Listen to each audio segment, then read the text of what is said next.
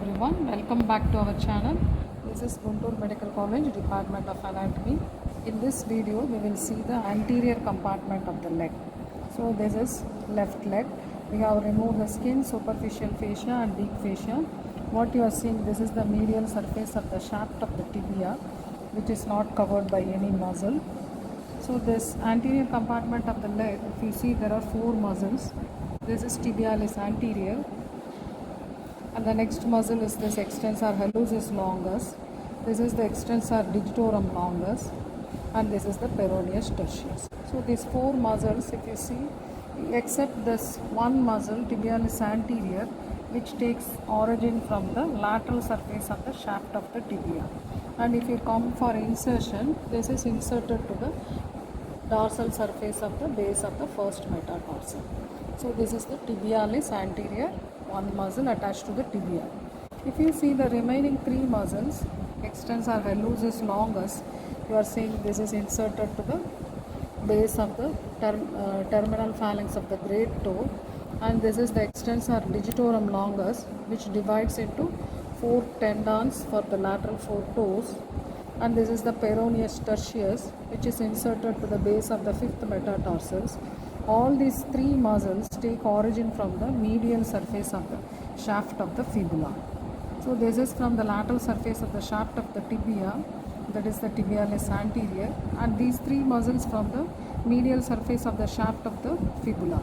So these four muscles, if you see the nerve supply of these four muscles, yes, this is the deep peroneal nerve, which is the terminal branch of the common peroneal nerve, and this anterior tibial artery. So this is the anterior tibial artery.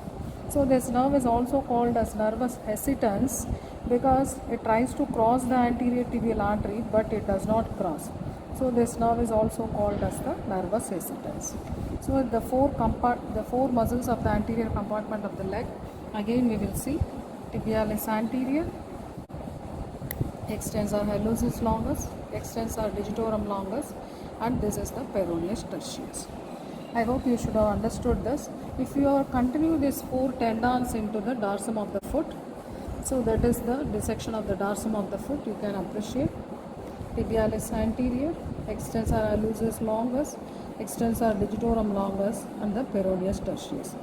The nerve and artery in the dorsum of the foot, this is the superficial peroneal nerve, and we have one muscle in the dorsum of the foot. You can see this is the extensor digitorum brevis muscle, which takes origin from the upper surface of the calcaneum and which divides into four digits for the medial four toes. And the artery of this dorsum of the foot is the dorsalis pedis artery, which between the midpoint between the medial and lateral malleolus, it is the continuation of the anterior tibial artery. Between these two malleoli, it will be called as the dorsalis pedis artery.